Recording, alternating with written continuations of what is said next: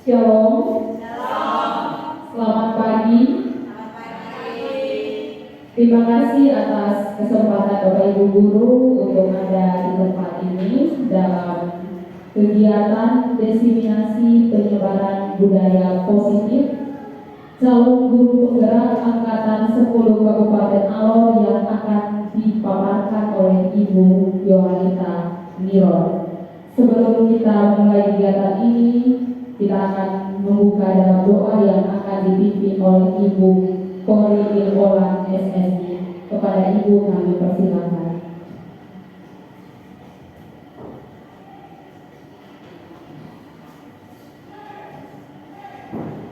Baik, Bapak Ibu Guru sekalian, sebelum kita mulai kegiatan kita pagi ini, izinkan saya memimpin dalam doa menurut ajaran dan kepercayaan saya yaitu Kristen Protestan. Mari kita berdoa. Terima kasih Tuhan Yesus kepada-Mu kami berdoa. Amin.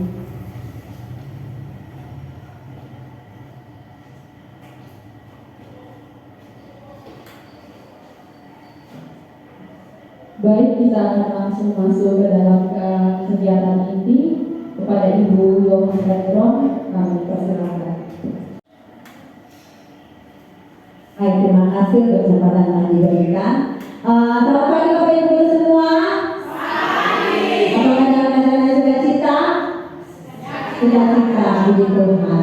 Nah, terima kasih untuk kesempatan yang telah diberikan dan kesediaan dalam mengikuti kegiatan diseminasi yang saya akan laksanakan pada hari ini dengan tema penyebaran budaya positif. Nah, saya di sini bukan berarti saya yang lebih pintar dari Bapak Ibu atau saya memiliki banyak ilmu dari Bapak Ibu, tetapi saya hanya sekedar membagi saja pengalaman yang saya dapatkan dalam pembelajaran pada modul 1.4 yaitu penyebaran budaya positif.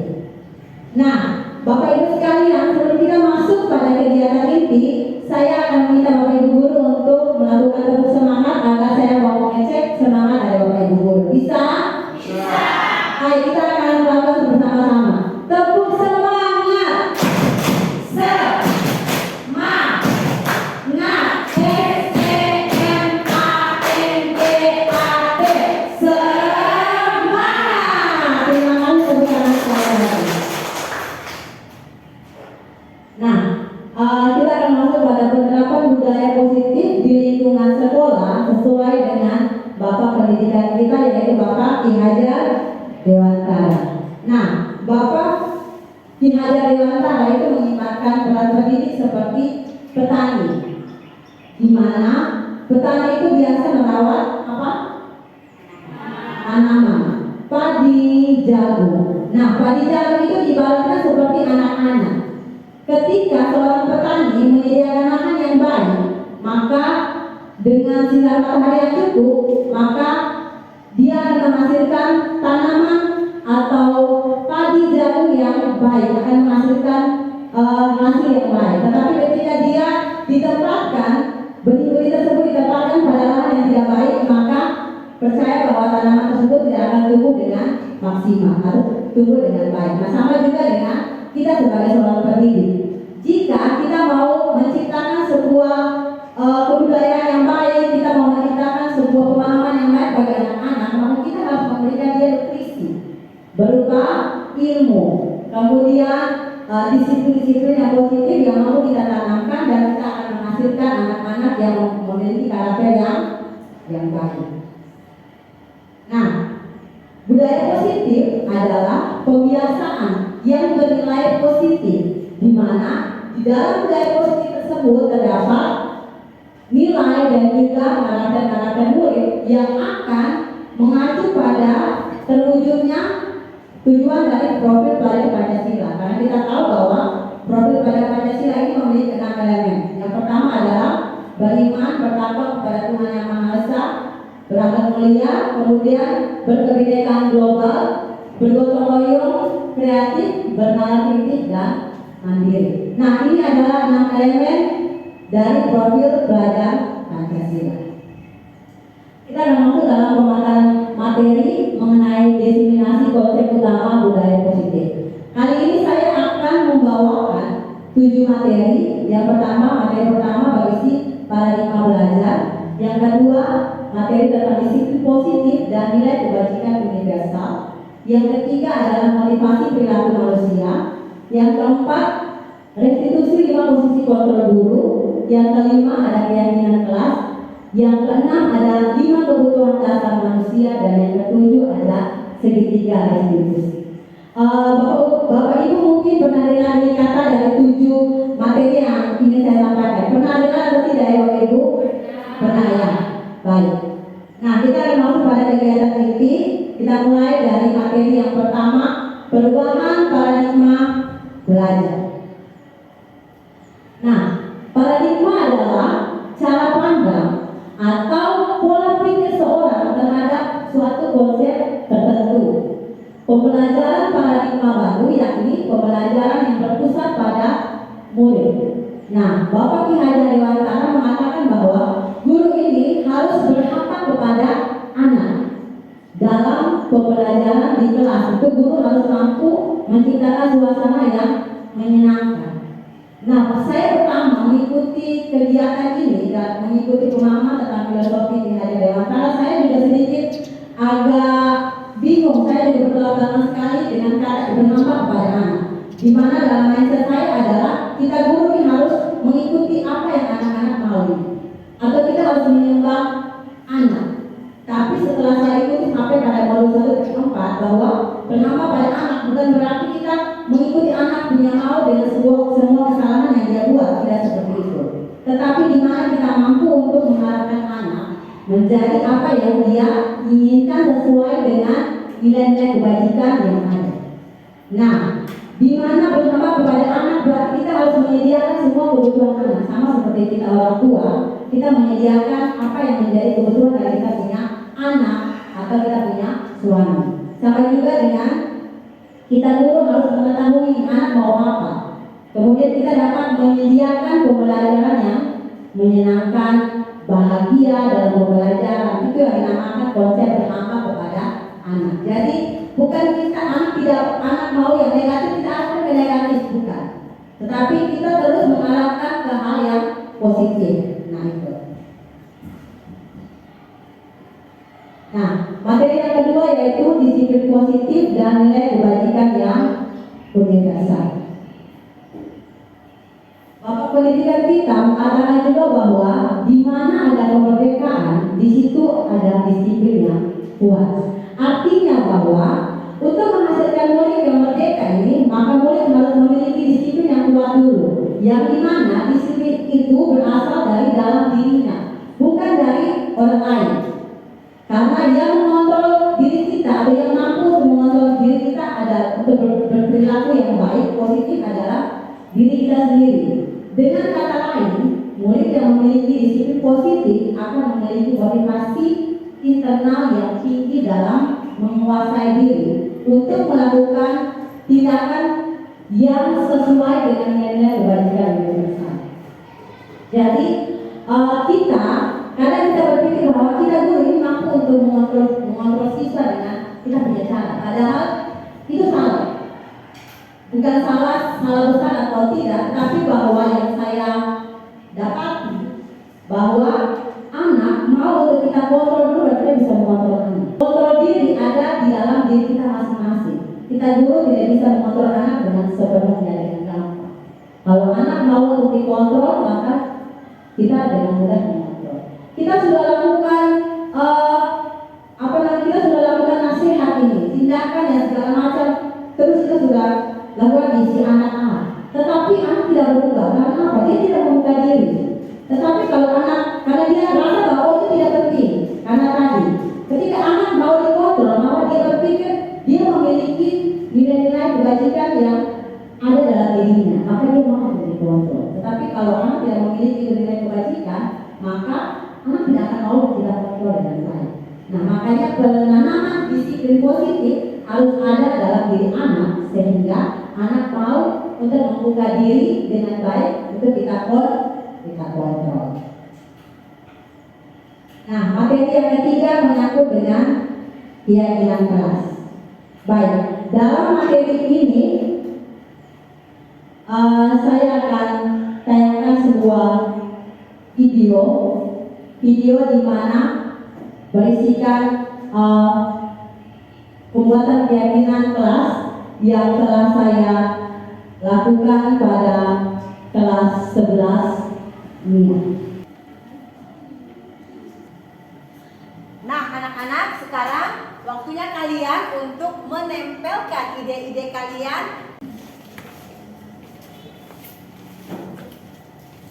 Atta punya banyak ya?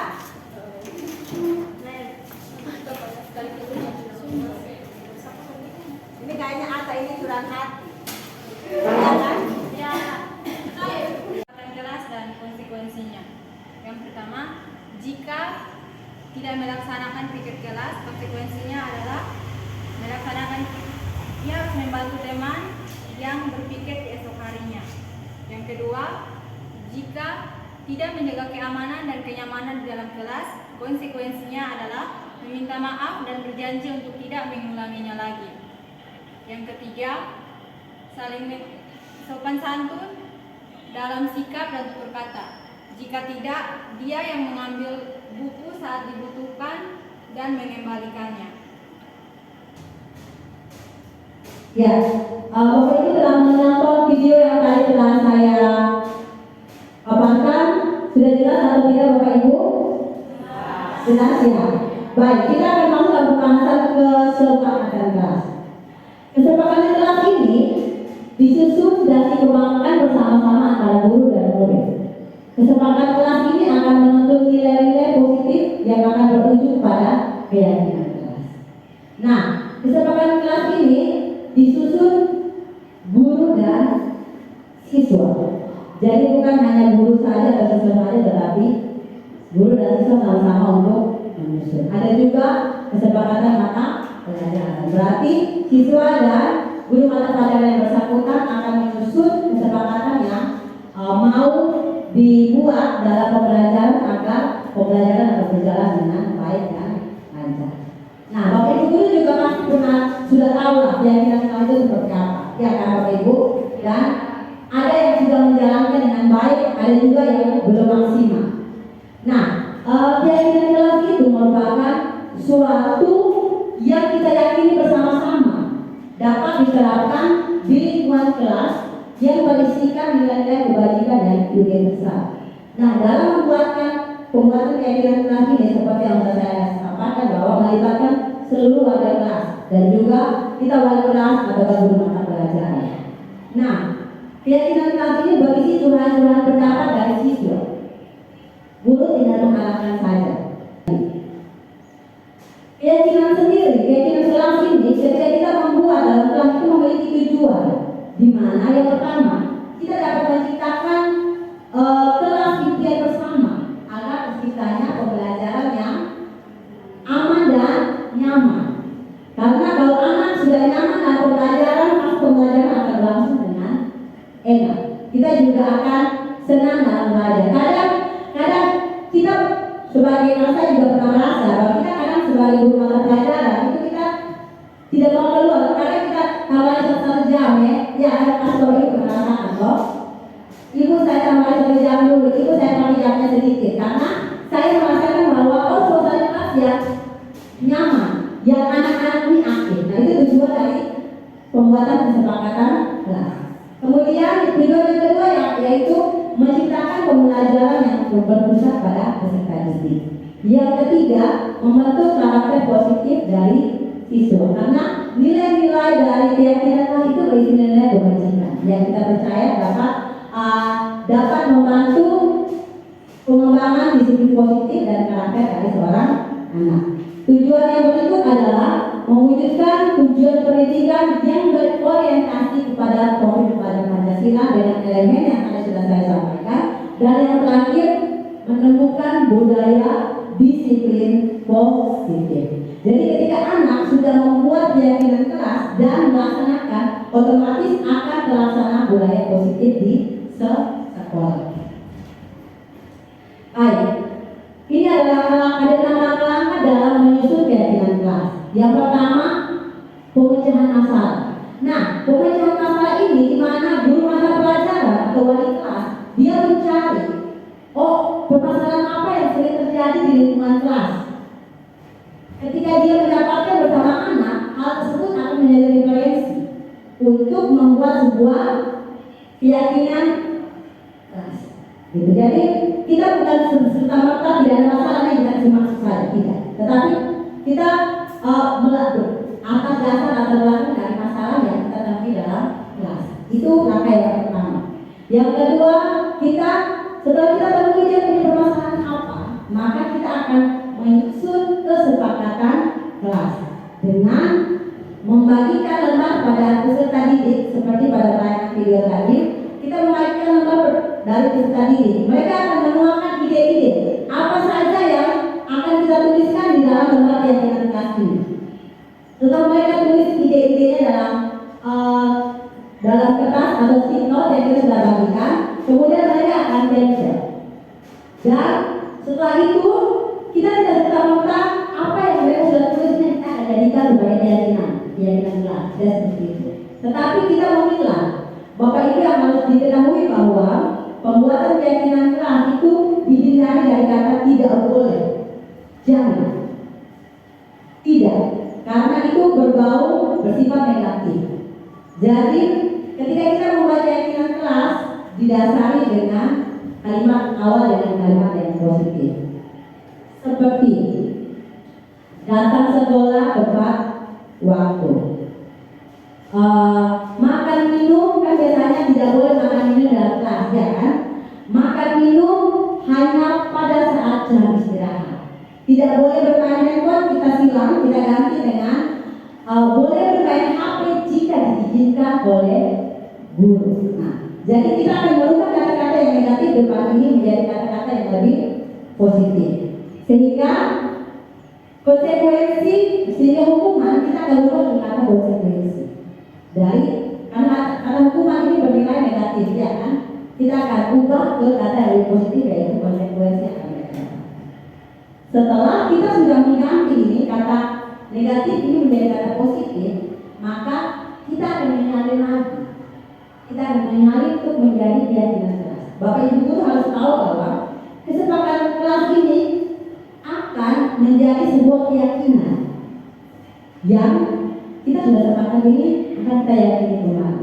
Jadi bukan keyakinan baru kesepakatan, tapi kita buat kesepakatan dulu dan dari kesepakatan itu kita akan mendasari dengan keyakinan kita untuk menjalankan sesuai dengan keyakinan tersebut.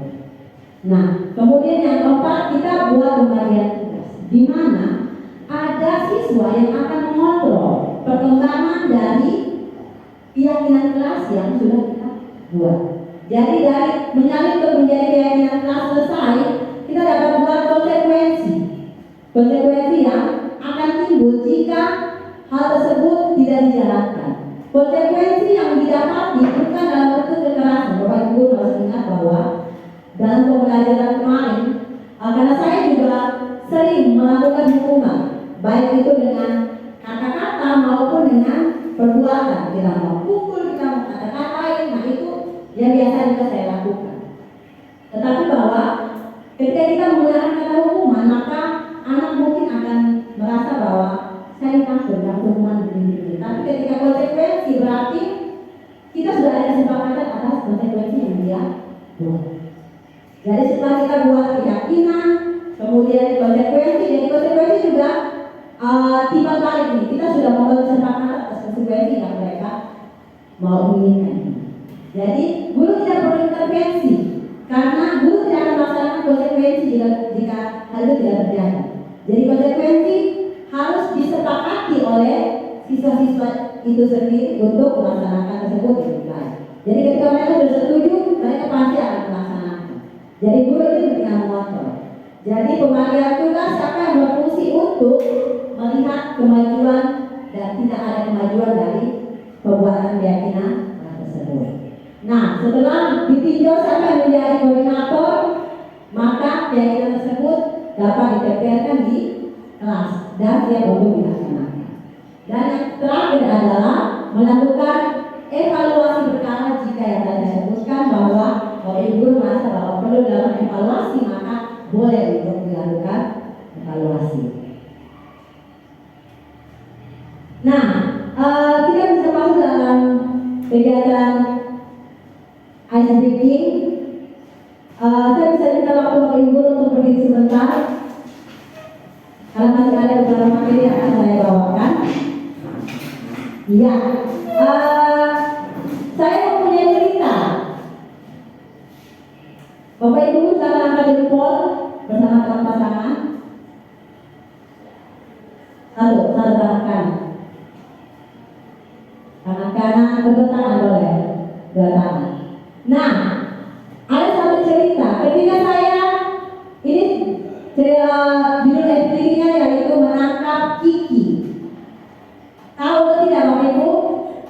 Menangkap Kiki. Sudah?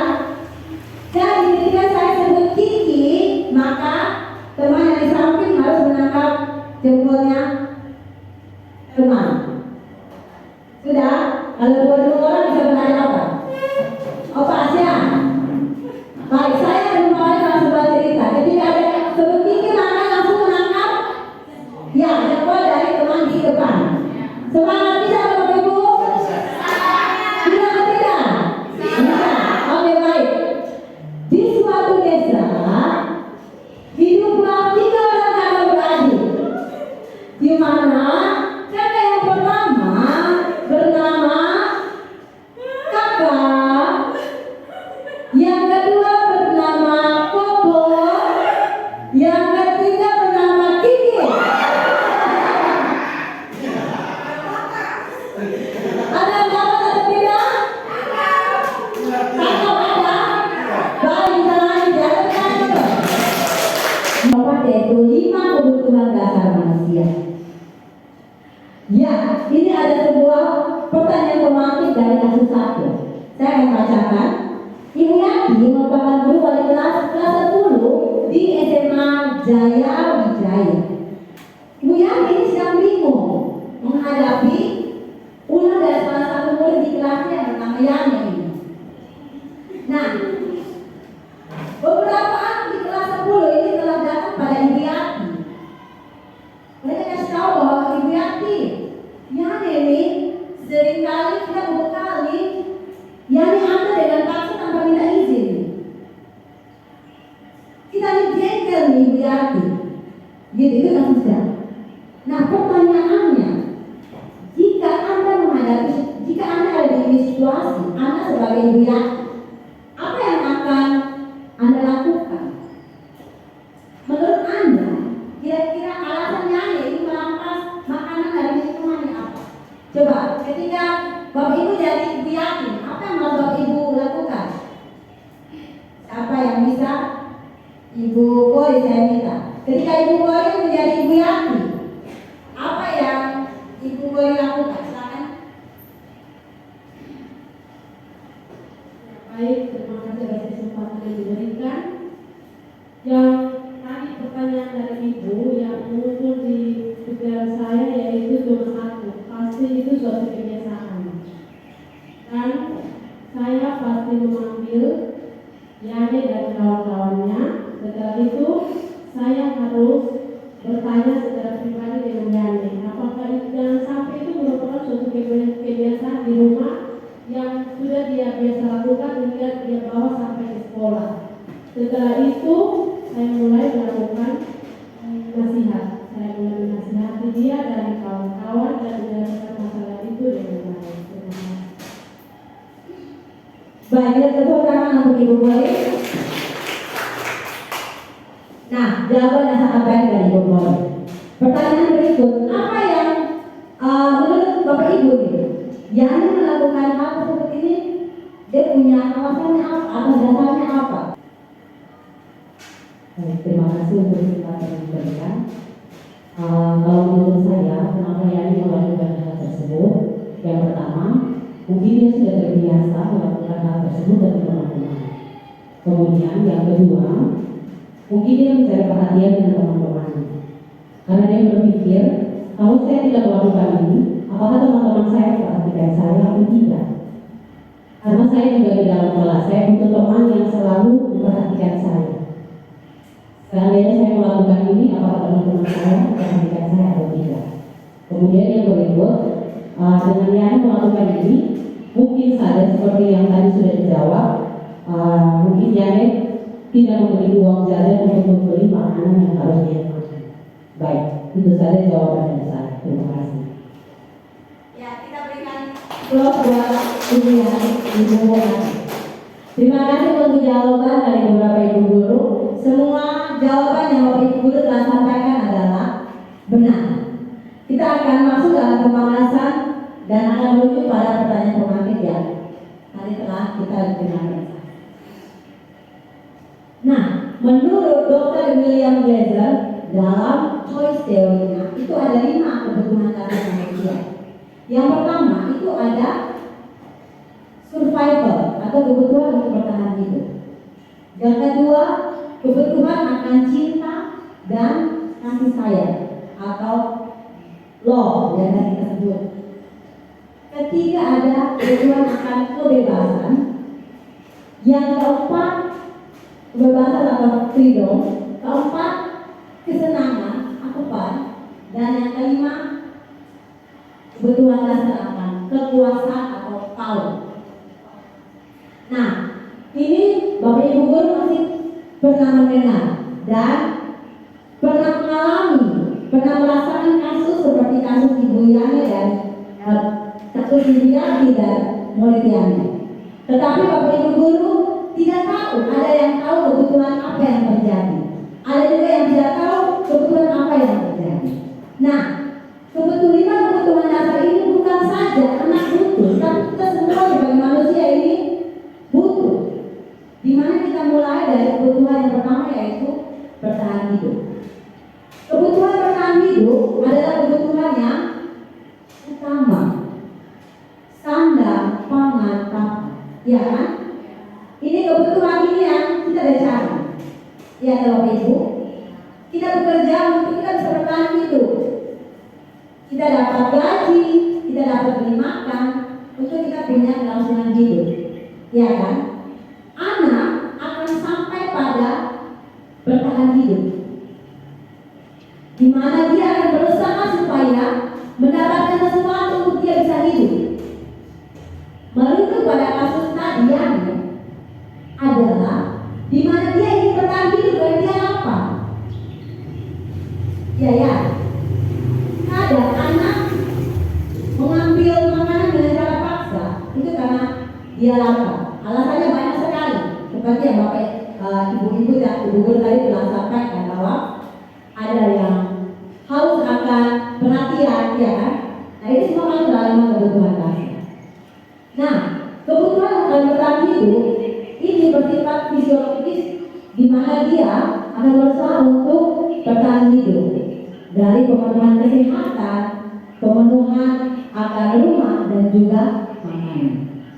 Yang kedua adalah kebutuhan akan cinta dan kasih sayang. Bapak Ibu guru ini pasti membutuhkan cinta dan kasih sayang, iya atau tidak? Iya atau tidak? Iya kan, kita semua ini butuh akan cinta dan kasih sayang. Anak-anak pun sebaliknya. Nah, kebutuhan ini meliputi kebutuhan akan hubungan koneksi sosial, baik dengan teman, kenalan, kakak, adik, keluarga, pasangan, atau pacar, suami, bukan suami orang ya Bapak Ibu guru ya, iya atau bukan atau?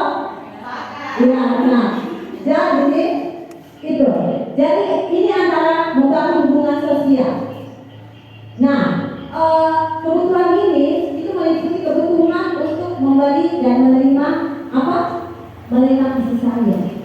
Kita mau untuk diberi sayang, kita juga mau untuk memberikan kasih sayang terhadap orang lain. Nah, kebutuhan untuk merasakan menjadi bagian dari suatu kelompok, di mana kita merasa bahwa kita dibutuhkan, diinginkan dalam sebuah kelompok, walaupun kelompok kecil maupun kelompok yang besar. Itu rasa terima kita ada atau tidak. Nah, kebutuhan ini juga meliputi keinginan untuk tetap terhubung dengan orang lain, di mana kita harus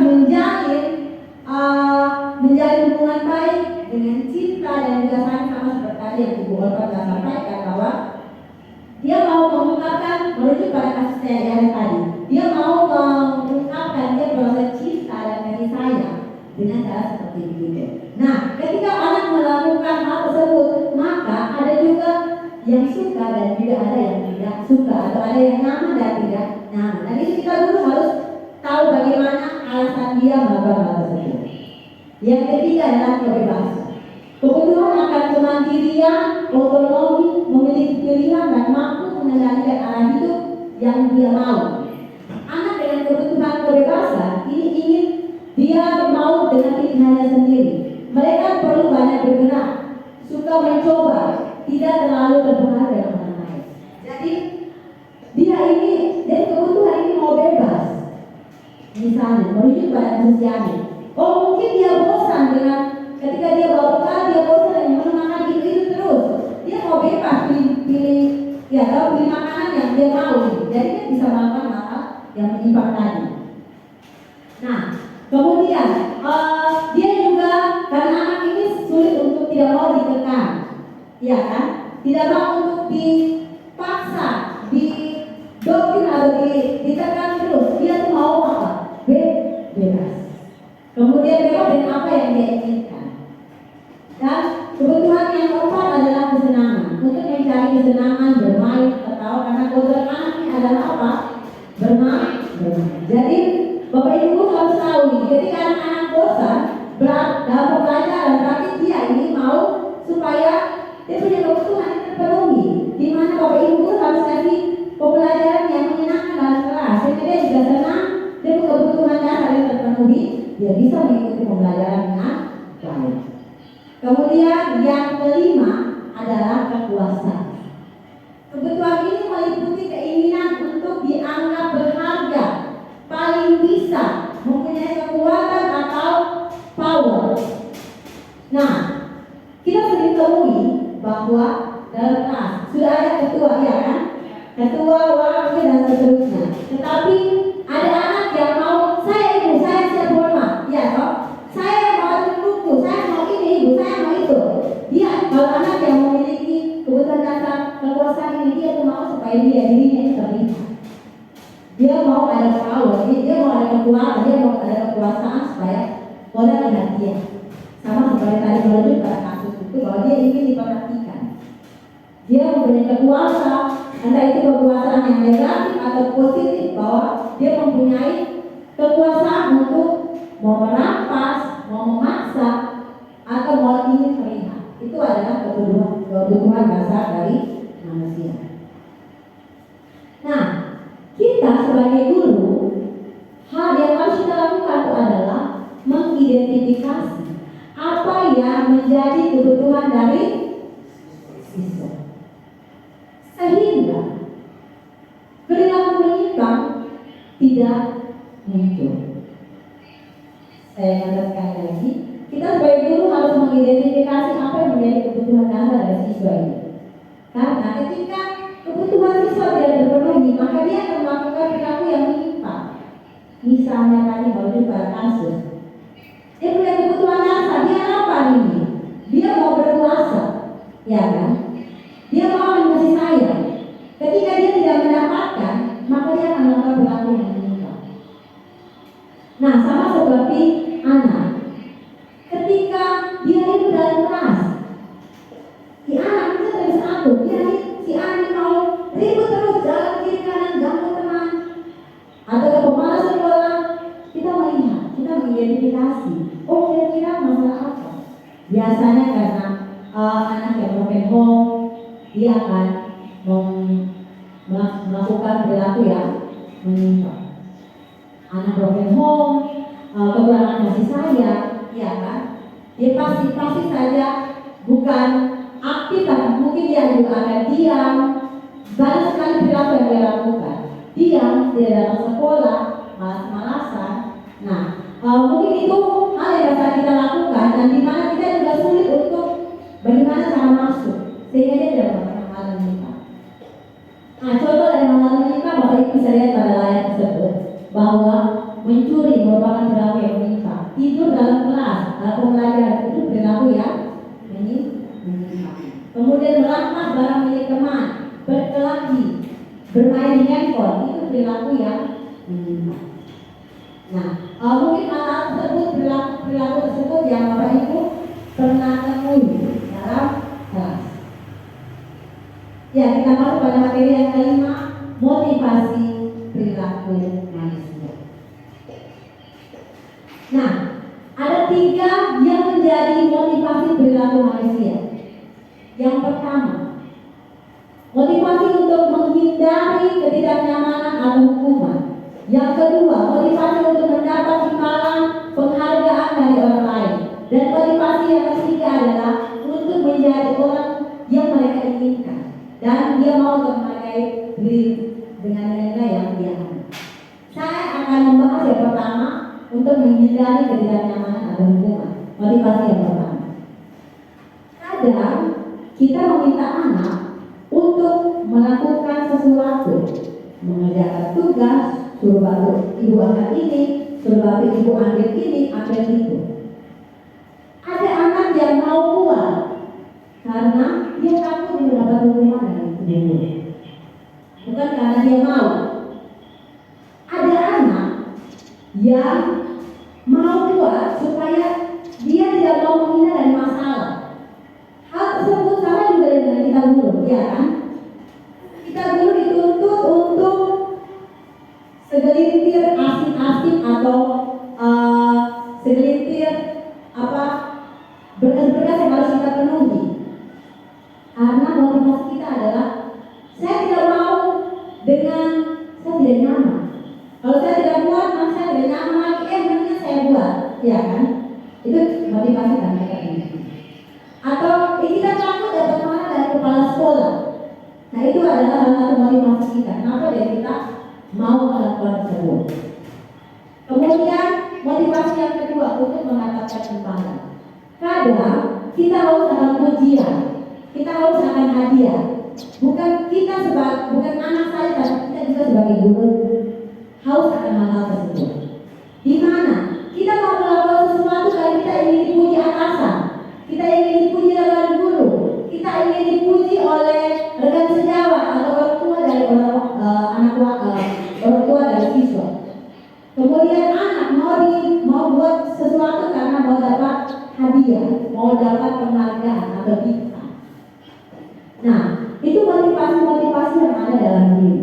Tapi minusnya adalah ketika kita anak tidak mendapatkan penghargaan atau tidak mendapatkan imbalan dari seseorang, maka anak tidak ada motivasi lagi. Anak tidak mau untuk melakukan, karena kita sudah ilmu ini, ya kan?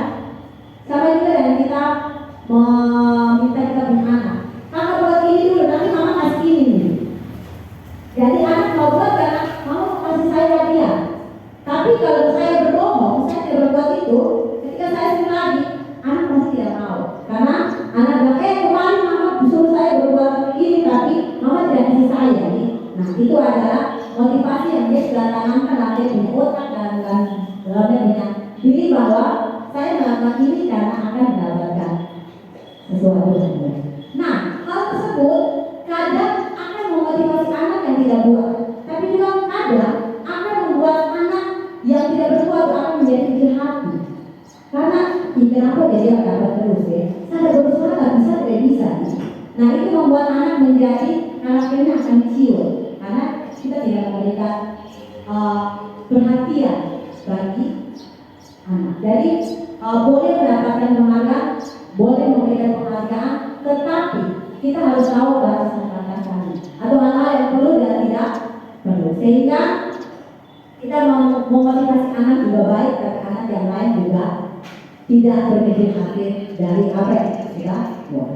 Dan yang motivasi yang ketiga, yang terakhir adalah untuk menjadi apa yang kita inginkan. Kadang kita mau menjalankan tugas karena kita berpikir bahwa memang saya harus buat ini karena saya bertanggung jawab. Ini untuk saya punya kelangsungan hidup di sana. Kemudian saya percaya bahwa ketika saya menyelesaikan ini, saya mempunyai tanggung jawab. Karena saya punya tanggung jawab, makanya saya mau melakukan ini. Jadi pada motivasi yang ketiga ini, kita memiliki nilai kebajikan yang ada dalam kita sendiri. Ketika yang tadi saya sebutkan, nilai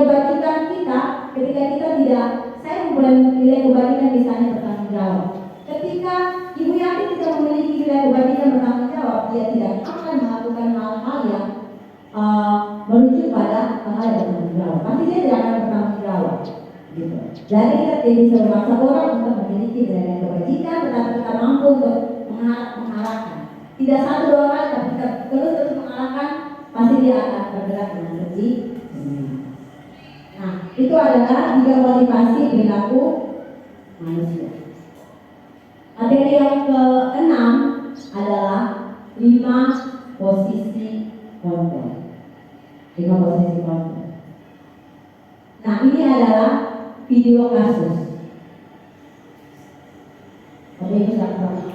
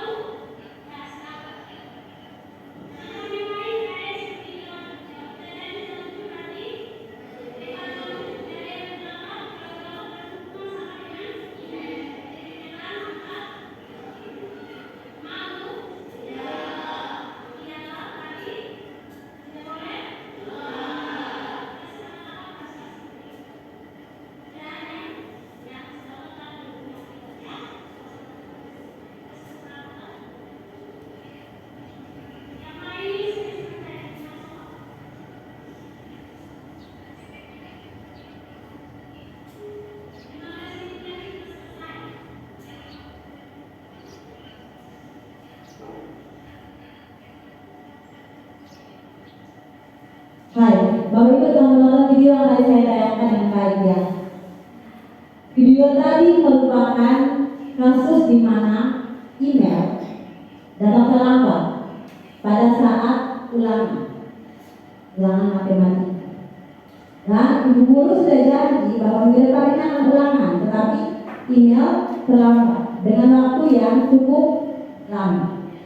Karena email datang terlambat, sehingga guru matematika langsung memberikan apa tadi Bapak Ibu lihat, hukuman berupa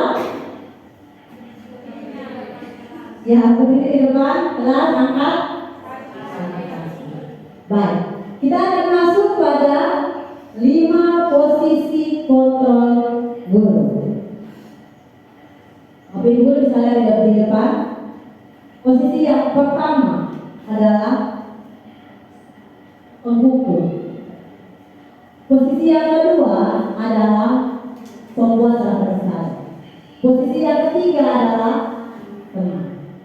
Posisi yang keempat adalah pemantau, dan posisi yang terakhir adalah posisi ini. Kita akan bahas satu persatu. Kita mulai dari posisinya sebagai penghukum. Nah, penghukum, kita selalu dengar yang kata loh, ya kan Bapak Ibu guru? Nah, seorang penghukum menggunakan hukuman fisik atau verbal untuk mengendalikan perilaku. Guru dengan sikap seperti ini cenderung percaya bahwa satu-satunya cara untuk memastikan keberhasilan pembelajarannya itu adalah dengan cara dia sendiri. Jadi posisi penghukum, guru ini percaya bahwa saya percaya ini mampu untuk mendidik anak, mampu untuk mengubah anak atau merubah anak menjadi baik dengan posisi hukuman. Dengan kata-kata, lu harus bisa punya peraturan, lu tidak ikut berarti apa sih? Gitu Bapak Ibu. Lu ini selalu saja salah. Lu ini dalam keadaan tugas selalu saja yang terakhir. Lu ini selalu begini begitu. Ya kan Bapak Ibu Guru?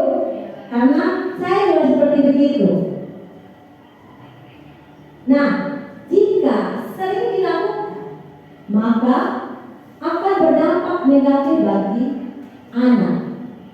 Ada anak yang nyaman, ada juga anak yang tidak nyaman. Kalau saya berpikir bahwa ketika anak saya kerja tugas, saya harus pukul dia, tempelan di depan anak-anak, ya kan? Supaya anak-anak dia ini malu. Saya mau kasih efek jerak, ya kan? Saya mau kasih efek jerak sehingga saya buat hal seperti ini sehingga ini anak ada efek jerak. Ada hal tersebut seperti yang kemarin kita sudah mengikuti bahwa hal tersebut tidak dianjurkan. Bahwa ini menjadi posisi yang paling bawah yang harus dilakukan. Tapi kita menghindar dari hukuman. Posisi kontrol yang kedua yaitu pembuat rasa bersalah. Nah, pembuat rasa bersalah ini guru saya juga sering lakukan. Di mana saya tapi dengan suara yang lembut, halus, tidak kasar. Tetapi bahwa tentunya kepada peserta didik ini rasa bahwa dia ini bersalah. Saya tidak dengan kekerasan, saya tidak dengan suara yang kasar, tapi saya dengan suara yang lembut, tapi mengarah pada anak ini merasa bersalah.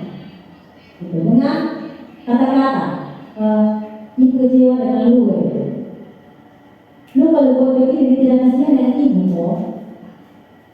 Lu kalau buat begini berarti nanti ibu dapatkan dari kepala sekolah. Lu mau begitu kok? Tidak kasihan ibu ini sudah capek-capek buat ini materi, malam tidak tidur buat ini materi, atau biasa ibu ini sudah cari lu ke rumah, biasanya begitu. Tapi lu tidak kasihan guru kok. Nah, itu kita membuat rasa bersalah terhadap anak.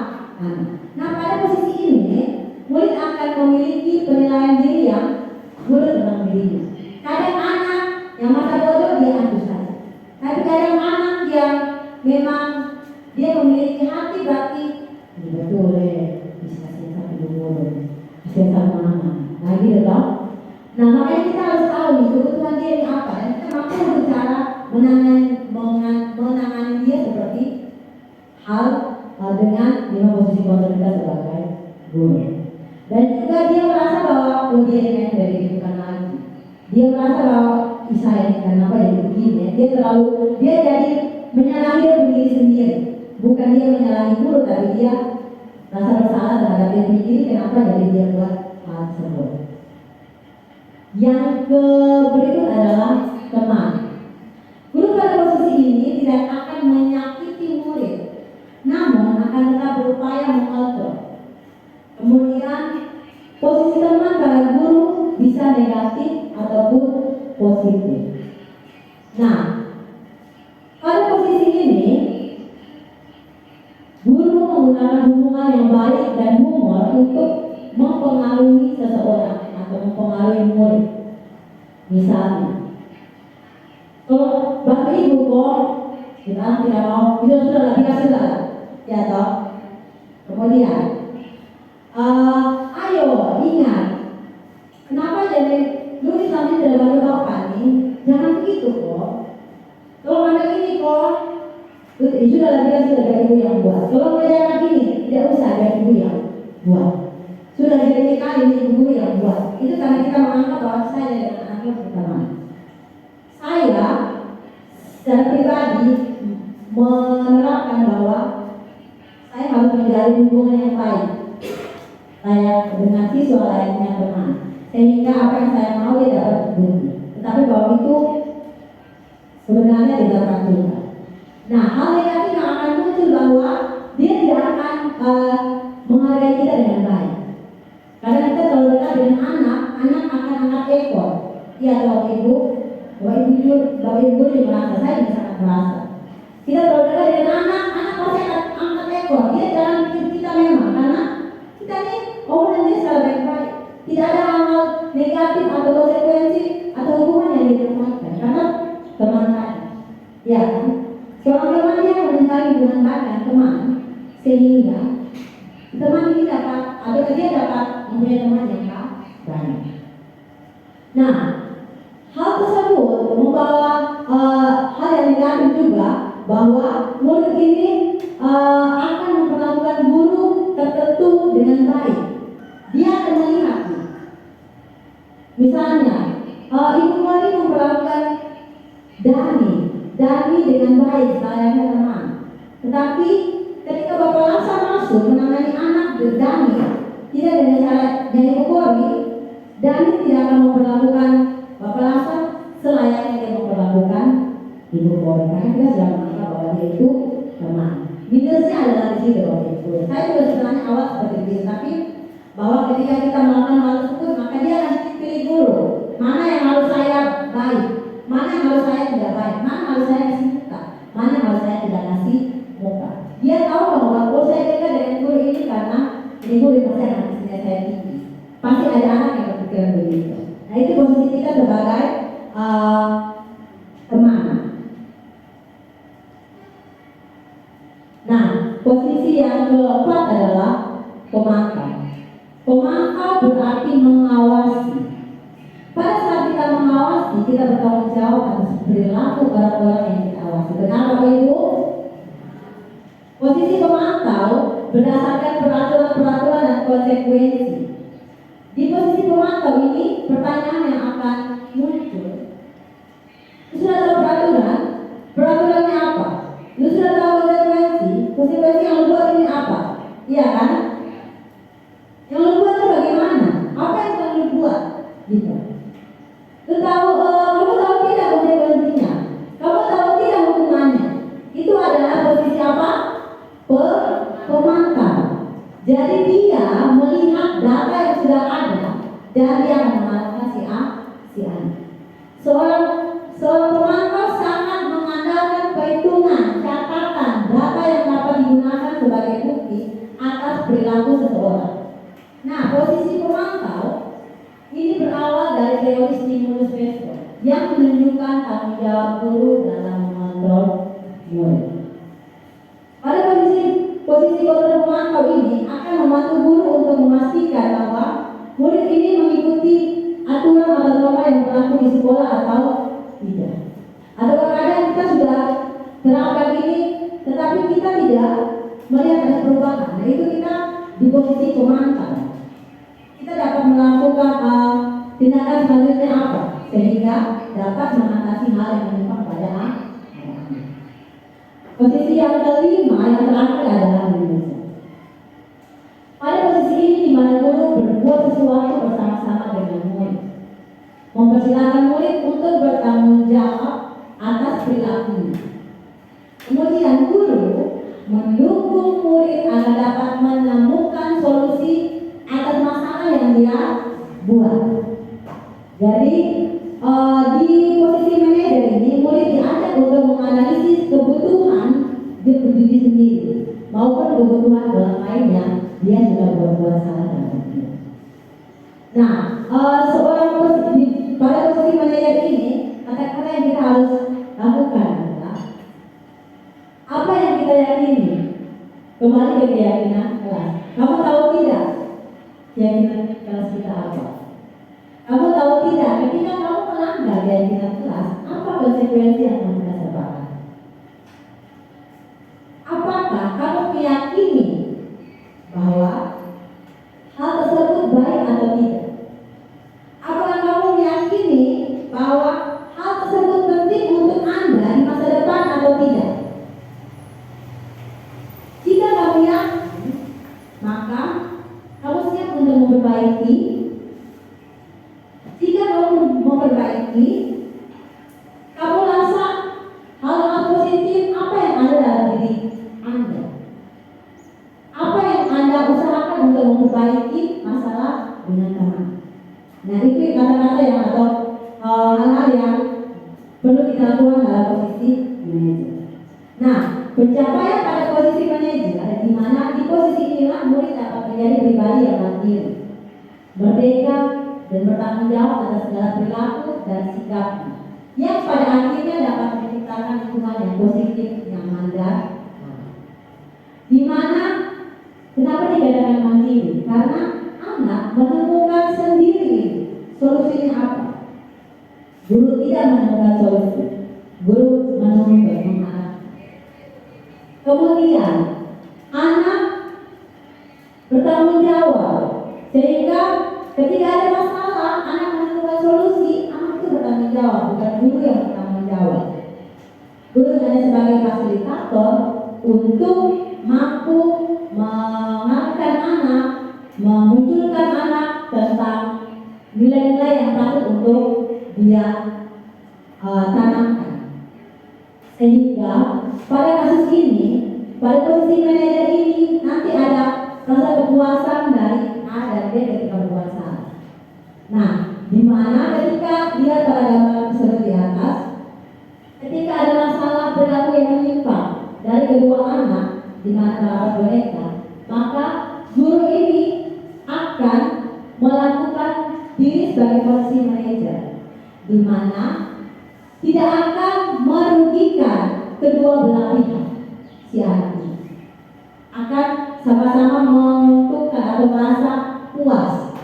Jadi si murid akan bertanggung jawab terhadap apa yang dia lakukan, sehingga terjadi kepuasan, kedamaian, ketenangan bagi murid yang satu ketika dia mendapatkan masalah dari anaknya. Bisa paham Bapak Ibu guru, sehingga mereka mampu berdamai. Bisa paham Bapak Ibu? Bisa. Baik. Kita masuk pada materi yang ketujuh adalah segitiga restitusi. Bapak Ibu guru juga pernah dengar ya segitiga restitusi. Baik, ini adalah kasus Rian.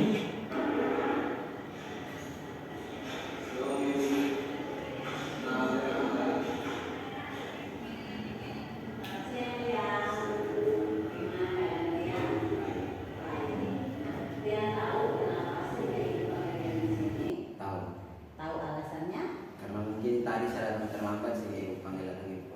Baik, berarti Rian sudah tahu alasan kenapa saya ibu panggil Rian di sini ya, karena terlambat.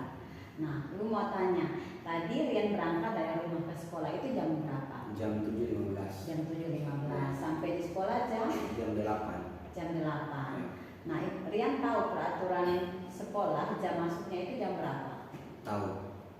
Masuknya itu jam 7.30 harus ada di sekolah. Baik, jam 7.30 ya. Ya. Nah, berarti perbuatan Rian ini apakah sudah sesuai dengan peraturan sekolah atau tidak? Tidak. Tidak sesuai. Berarti salah atau benar? Salah. Salah.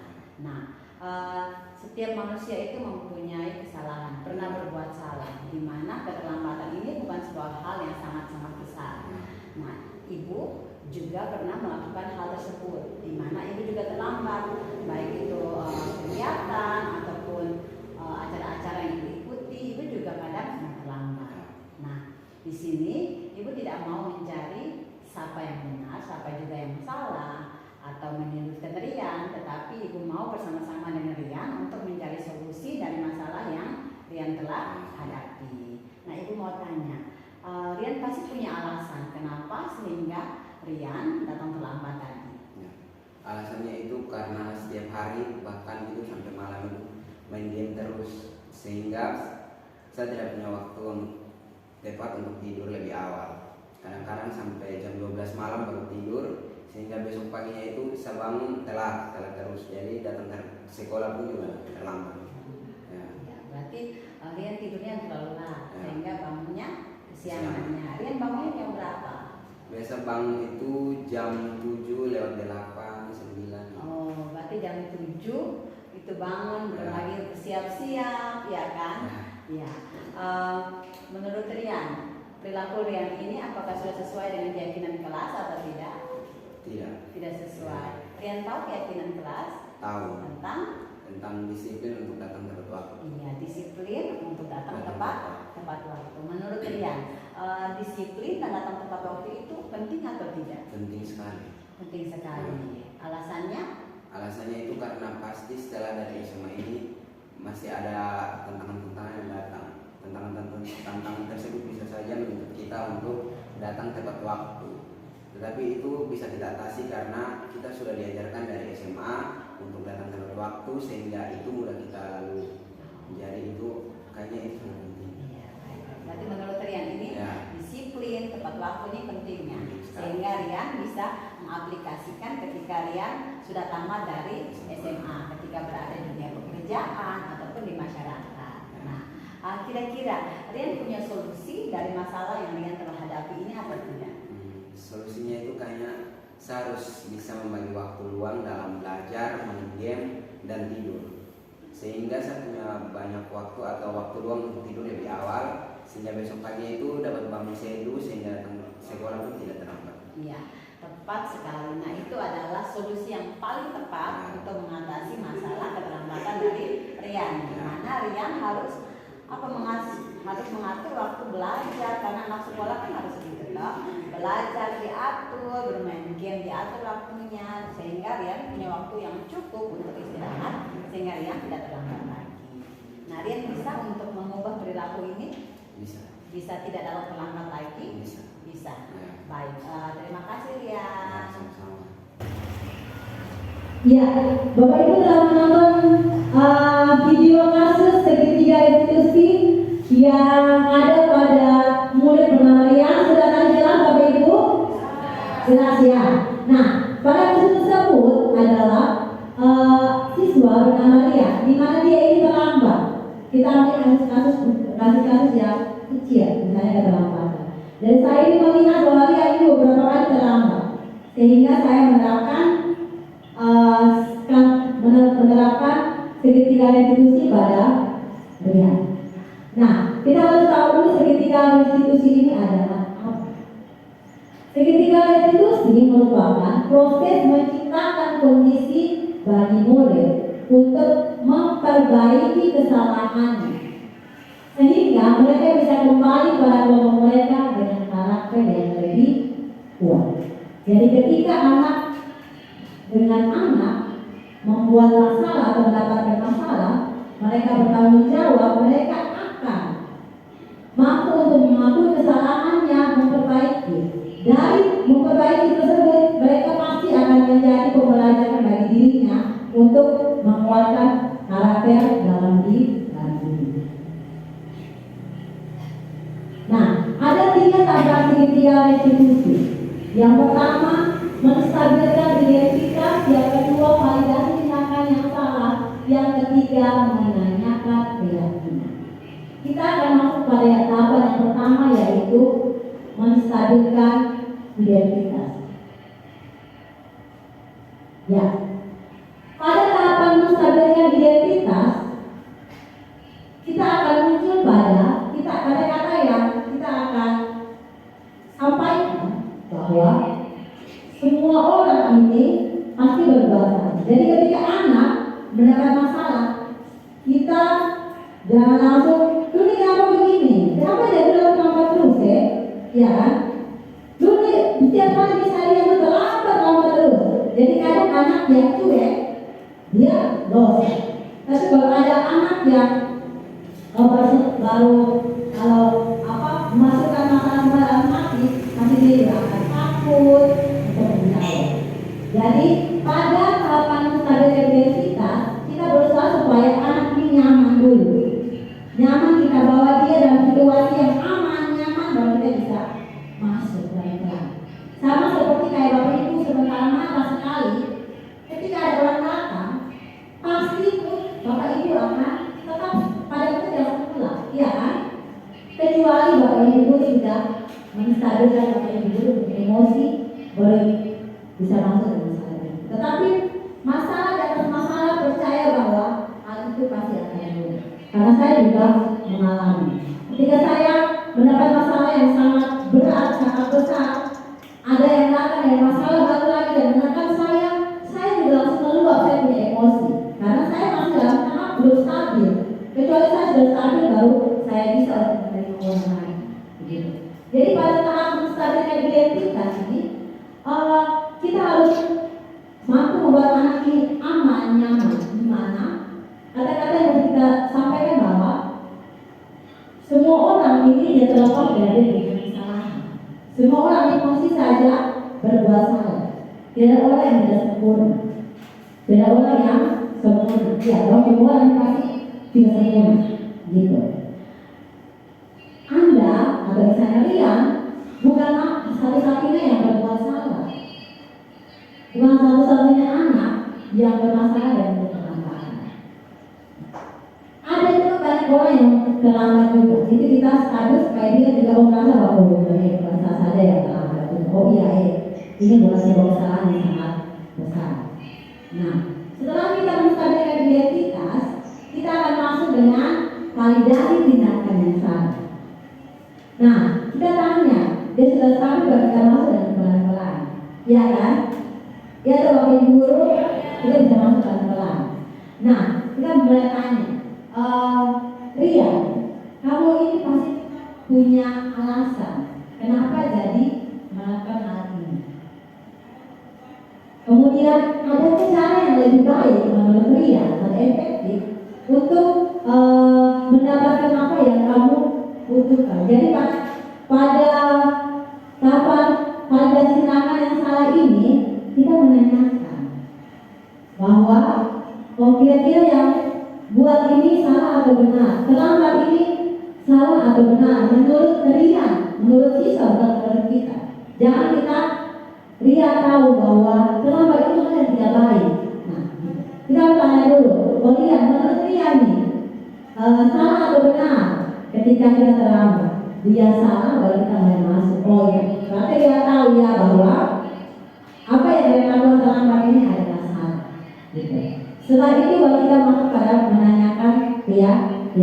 Dengan kita bertanya, dia tahu keyakinan kelas yang kita sudah sepakati, ya kan? Karena kita sudah dari awal kita sudah keyakinan bahwa siswa ini tahu bahwa konsekuensi yang dia buat tidak terlambat ini apa. Jadi kita tanyakan ini. Dia tahu tidak keyakinan kelas? Tahu ibu apa keyakinan kelas yang menyangkut dengan keserian? Disiplin dan tepat waktu dalam pembelajaran. Nah, kemudian kita tanya, menurut Rian itu penting atau tidak disiplin ini? Penting ibu, karena apa? Mungkin akan berpengaruh pada saya ketika saya selesai sekolah, mungkin saya masuk dalam dunia pekerjaan atau masyarakat yang menuntut saya untuk dalam tepat waktu. Saya sudah melakukan pembiasaan di sekolah sehingga saya mampu untuk menerapkan pada dunia pekerjaan atau dalam masyarakat. Nah, kita juga tanya bahwa kelak dia mau jadi seperti apa. Ketika dia mau menjadi orang yang berguna, maka dia pasti akan menerapkan disiplin positif dengan baik. Nah, ini adalah tahapan dalam menyelesaikan masalah dalam segitiga restitusi. Jadi hal ini yang dapat saya bagikan untuk Bapak Ibu. Mungkin Bapak Ibu ada yang ingin bertanya atau ada yang ingin sharing berbagi, saya memberikan kesempatan. Silakan Ibu Yani.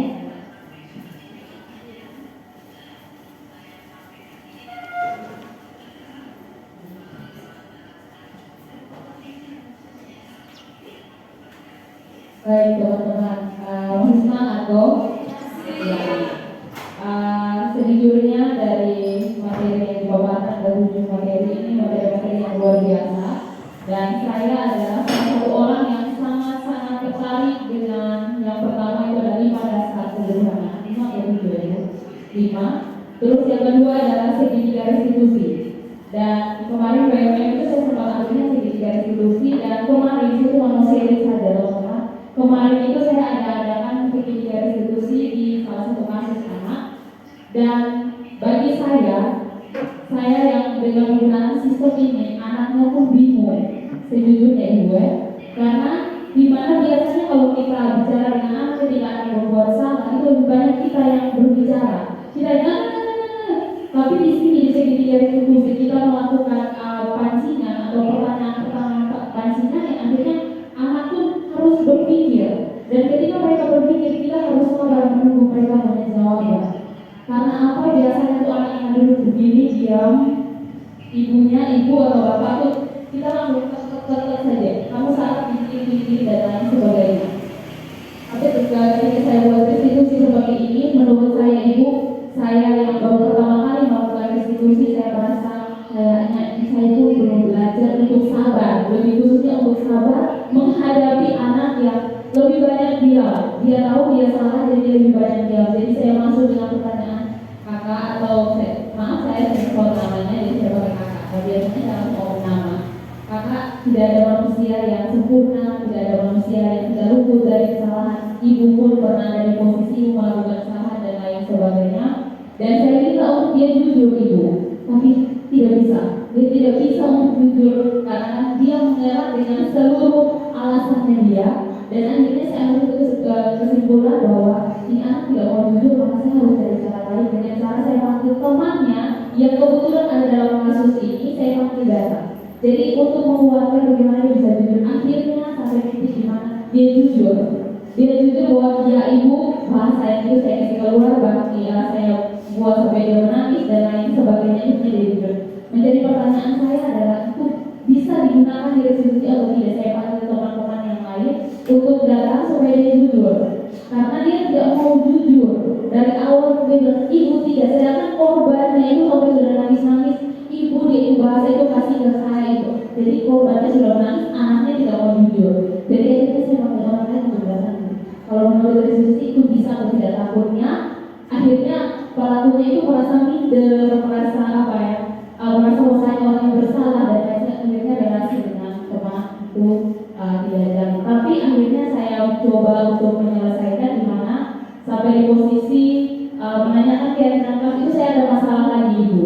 Masalahnya adalah anak tidak tahu keyakinan kelas. Saya tanya, kamu tahu keyakinan kelas? Tidak ibu. Kamu ingat keyakinan kelas? Tidak ibu. Jadi saya bingung. Aduh ini bagaimana? Karena di akhirnya adalah kita harus menanyakan keyakinan kelas. Tidak cerita. Saya ingat saya belajar di PMM adalah kamu ingin menjadi orang seperti apa, nilai apa yang kamu pelajari dalam hidup. Saya katakan itu tidak ibu. Tidak sama sekali. Dia bingung nilai apa. Kebetulan anaknya juga saya tahu waktu di rumah seperti apa, disiplinnya tinggi, dan saya masuk melalui itu untuk dia tahu oh iya. Jadi tumbuhnya pelan-pelan. Jadi itu kesulitan. Itu kesulitan saya secara pribadi, saya sharing tentang restitusi ini. Mungkin untuk teman-teman ya, tadi pertanyaan saya bisa atau tidak, dan untuk teman-teman semangat karena restitusi kita perlu banyak belajar dan perlu butuh kesabaran karena anakku ini adalah satu hal yang baik. Terima kasih. Terima kasih untuk Ibuannya atas sharing yang luar biasa, pengalaman yang luar biasa yang Ibuannya telah bagi. Baik, bertanya? Tidak ada? Oh ya, baik. Silakan Ibu Ati.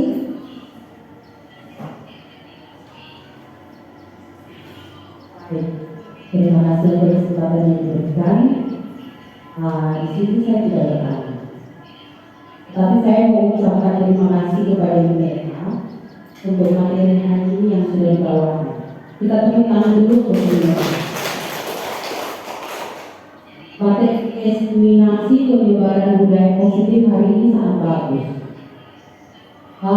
Selama Ibu memaparkan materi, saya mengoreksi diri saya.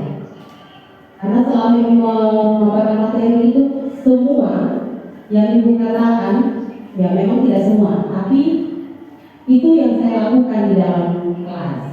Saat saya masuk ke kelas, itu yang saya lakukan di dalam kelas, seperti menghukum. Ada sampai saya melakukan kekerasan untuk anak-anak. Ya, jadi setelah mendapatkan materi yang Ibu paparkan ini, saya merasa setelah ini, materi yang Ibu paparkan ini, setelah ini, saya harus berubah. Tidak dengan melakukan kekerasan yang sudah saya lakukan kemarin kepada peserta, tetapi bagaimana saya harus membuat sebuah kebiasaan baru untuk bisa berteman, bisa berkolaborasi dengan peserta didik, sehingga pembelajaran itu tidak membuat peserta didik harus merasa tertekan. Peserta didik bisa merasa nyaman, peserta didik bisa merasa, ya seperti yang tadi Ibu sudah jelaskan, saat guru yang satu masuk dia merasa Ibu ini begini, dari saya Ibu yang begini saja, begitu. Dari paparan materi yang sudah diberikan, saya sangat merasa saya mengucapkan terima kasih karena semuanya itu membuat saya harus wajib untuk saya harus berubah, bukan hanya saya saja, tetapi Bapak Ibu guru semua yang ada di SMA Tersebut ini harus berubah dengan pikirannya yang harus kekerasan diganti dengan cara bagaimana untuk anak bisa berubah dengan tidak melakukan kekerasan. Baik, terima kasih untuk Ibu. Saya kembali. Baik, terima kasih untuk Ibu Ati untuk sebuah penghargaan yang berharga untuk saya, dan juga terima kasih untuk Ibu Yani juga penghargaan yang berharga untuk saya dari kegiatan ini. Saya mau menutup dengan sebuah penguatan bahwa tidak ada manusia yang sempurna. Kita guru punya kekurangan, murid juga punya kekurangan. Kita tidak bisa mengubah anak dalam waktu sekejap, tetapi percaya bahwa anak akan mau diubah dengan cara kita, dengan pendekatan kita, dengan cara yang baik. Maka kita juga akan menghasilkan budaya, disiplin yang baik untuk anak, untuk kemajuan bangsa dan kemajuan SMA Usia 2 Kalbar. Tepuk tangan dulu. Ya, mungkin ini saja yang dapat saya sampaikan. Kurang lebih saya memohon maaf. Saya hanya mau supaya kita dapat menjadi guru yang memiliki karakter yang baik, mempunyai nilai kebajikan yang baik, sehingga kita mampu untuk menerapkan terhadap anak murid, sehingga dapat mewujudkan karakter dari profil pelajar Pancasila. Shalom, selamat pagi bagi kita semua.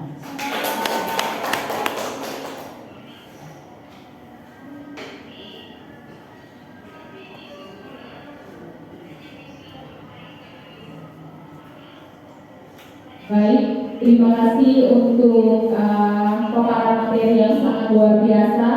Kami sebagai guru, kami sangat memberikan manfaat untuk kami, dan kami mau belajar untuk mengikuti setiap apa yang sudah dipaparkan. Kami sebagai guru juga mengaku kami belum bisa sampai mungkin di posisi yang paling tertinggi atau manajer, tapi kami akan belajar untuk terus berbenah diri agar menjadi guru yang menyenangkan untuk peserta didik. Terima kasih untuk Ibu Meta Nibor sebagai calon guru penggerak angkatan 10. Semoga lulus menjadi guru penggerak yang luar biasa.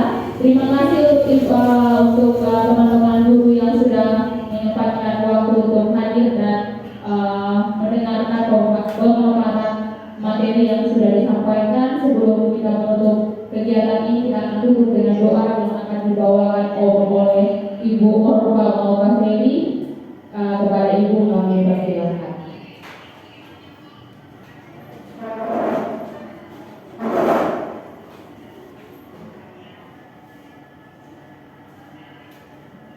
Baik, sebelum kita menyelesaikan kegiatan kita, mari kita satu dalam doa, kita berdoa.